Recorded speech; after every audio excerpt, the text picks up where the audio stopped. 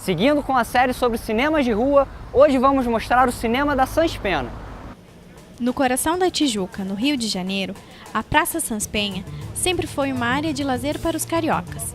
Mas boa parte da população talvez não tenha ideia que há algumas décadas cinemas de rua marcaram época e fizeram parte da história do bairro. Vocês conheciam ou conhecem algum cinema de rua aqui na Tijuca? Não, conheço não. A Praça Sans Penha é passagem diariamente para muitos cariocas, devido à estação de metrô que tem parada na praça. Mas nem sempre foi assim. No início do século XX, a Praça Sans Penha era apenas um lugar de encontro para os tijucanos, com apresentações de teatro para as crianças e uma feirinha artesanal. Enquanto isso, o centro do Rio de Janeiro recebia a primeira projeção de cinema do Brasil, e a novidade se espalha pela cidade. A partir de 1920, surgiram os primeiros cinemas de rua da Sans Penha, e a novidade tornou a praça ainda mais popular.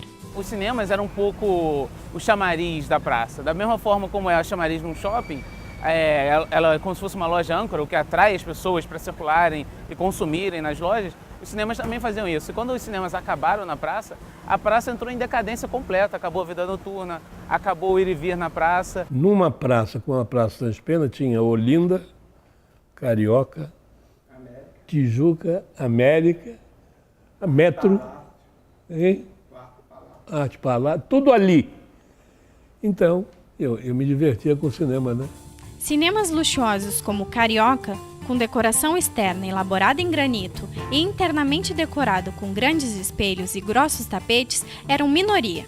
As brilhantes luzes que contornavam os letreiros podiam ser vistas de longe. A partir da década de 30, os lançamentos das chanchadas marcaram época nas salas e arrastavam multidões para os cinemas. Isso nós vem aqui buscar porque nós vendemos. Não nada com a dívida estrangeira. Então, no momento da bela época, com o cinema mudo, a gente tem produções brasileiras que conseguem chegar às salas de cinema. As poucas que são feitas conseguem chegar às salas de cinema. Quando tem o surgimento do cinema sonoro na década de 20, no final da década de 20 para a década de 30, acontece que esses equipamentos que a gente tinha no Brasil já estavam defasados. E aí as salas de cinema aqui no Brasil começam a exibir filmes sonoros. E aí a gente tem uma questão engraçada que por um momento os realizadores brasileiros acham que isso vai ser uma grande vantagem para a gente. Porque quem que vai assistir filme estrangeiro falando em inglês, falando em francês, se você fala português?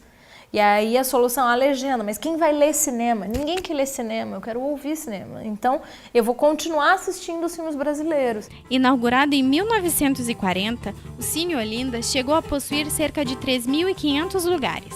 Foi a maior sala de cinema da história da exibição carioca.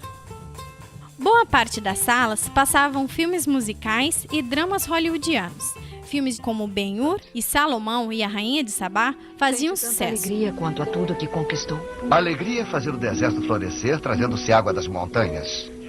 Filmes de desenho animado como Tom e Jerry faziam a alegria de crianças e adultos, aos domingos no matinê do Cinema Metro. Na época, os cinemas eram modestos, como Tijuquinha, sem ar-condicionado e com assentos de madeira sem estofamento. Vendia ingressos baratos e era caracterizado pela exibição de filmes antigos e do gênero Bang Bang. Nos anos de 1950, foi inaugurado o Café Paleta. Como era perto das salas de exibição, nos intervalos entre uma sessão e outra, as pessoas se deliciavam com café e sorvetes, o que tornou o lugar um ponto de encontro por muitos anos. O Cine Tijuca Palace foi inaugurado em 1967 pela Cinematográfica Franco-Brasileira, com a ideia de exibir apenas filmes de arte, mas passou a ser um cinema comercial, dividido em 2 salas, até que em 1982 fechou suas portas. A sala mantém-se fechada e praticamente intacta até hoje, e cogitam a possibilidade da sua reabertura. A ideia é fazer não só um cinema como um espaço cultural, também com um espaço de show, uma mini casa de show, uma mini galeria com livraria, restaurante, bar, um espaço de referência que irradie cultura para o resto da Praça Sans Penha. Assim. A Praça Sans Penha chegou a ter à sua volta cerca de 12 cinemas, 2 a mais que na Cinelândia. Por este motivo, era chamada de Segunda Cinelândia. Atualmente, isso é apenas história. Os prédios que antes abrigavam os populares cinemas, hoje dão lugar a comércios e igrejas. A estrutura de cinema de palácio, de você ter 1.000 lugares, 1.500 lugares, 2.000 lugares, ela ainda continua. A gente só tem um declínio dessa estrutura de palácio com...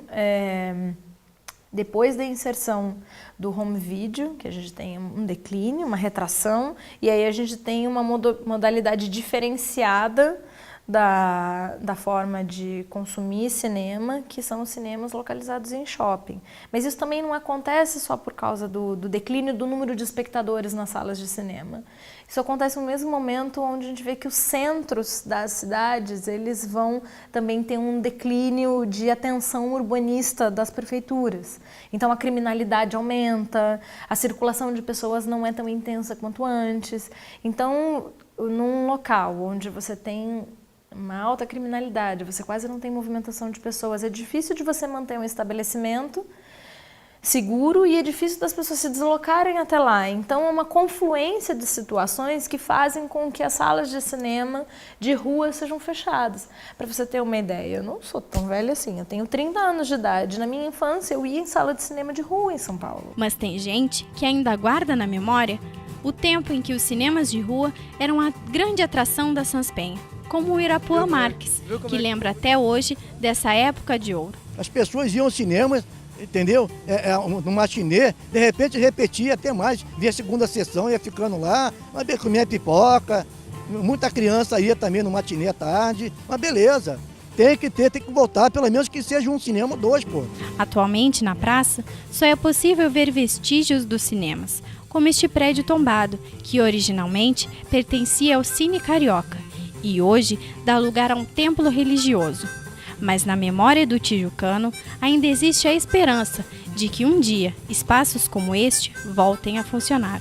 Se voltar, fica bom. Pô, não tem coisa melhor do cinema de rua.